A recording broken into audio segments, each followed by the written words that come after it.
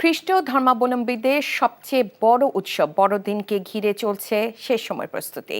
চার্চগুলো সাজানো হয়েছে বর্ণিল আলোয়। এদিকে বড় উৎসব ঘিরে নিরাপত্তা জোরদার করা হয়েছে বলে জানিয়েছেন সেনাপ্রধান জেনারেল ওয়াকারুজ্জামান।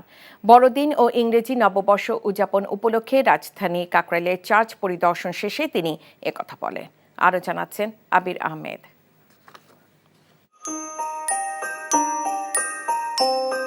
পৌষের কুয়াশা ঢাকা রাতে গির্জার ঘণ্টাধ্বনি বার্তা দিচ্ছে মহামতি প্রভু যিশুর আবির্ভাবের।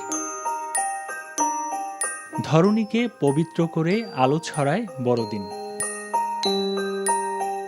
চারদিকে চলছে খ্রিস্ট ধর্মাবলম্বীদের সবচেয়ে বড় উৎসব বড়দিনের প্রস্তুতি।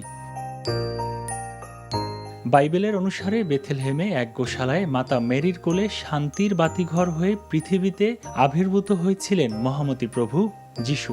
সে থেকেই বড়দিন এলেই পবিত্র বার্তা ছুঁয়ে যায় কাল থেকে কালান্তরে। আজকের এই দিনে প্রভু যীশু খ্রিস্টের আগমনে আমাদের অনেক স্বপ্ন। এই দেশটা হয়ে উঠুক আরও গণতান্ত্রিক, আরও অসাম্প্রদায়িক এবং উন্নত একটা দেশ।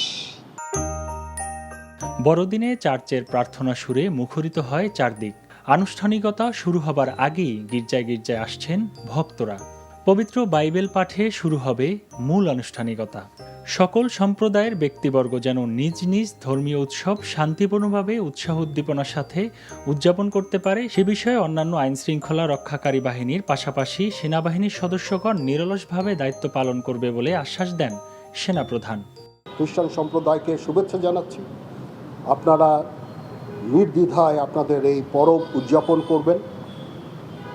আমরা সারা বাংলাদেশে বিভিন্ন জায়গায় আমাদের লোকজন আছে সেনাবাহিনী, এবং আপনাদের বিভিন্ন ধরনের নিরাপত্তা দিয়ে যাচ্ছে। বর্ণিল সাজে সজ্জিত গির্জাগুলো। নানা বয়সের মানুষ প্রস্তুতি নিচ্ছে প্রভু যীশু খ্রিস্টের আরাধনার। আবির আহমেদ, এনটিভি নিউজ, ঢাকা। চাকরি পেয়ে গেছি। চাকরি? আপনার কি কোনো কমন সেন্স নেই? আপনি একটা মানুষের বাসায় ঢুকে পড়ছেন কিভাবে? বাসায় প্রবেশের কি নিষেধ আছে নাকি? এই অসময়ে ছাদে আসার কারণ কি? নতুন করে কারো প্রেমে পড়লেন নাকি? আমি আকাশ দেখছিলাম, আকাশ দেখতে দেখতে হারিয়ে গেলাম, হঠাৎ করে আপনি আসলেন।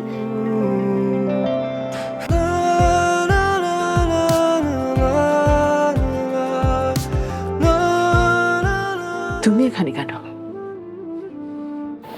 আমার অনুমতি নিয়ে এখানে আসা উচিত ছিল তোমার। মা, এই ছবিটা কার? আমার ম্যাডাম এই ছবিটা দেখে প্রতিদিন কাঁদবে কেন মা? এই মেয়েটা কি সব কথা বলছে? মারিয়া, তোমার কি হয়েছে? আজ এত বছর পর কি শাস্তি দিব আপনাকে বলেন তো?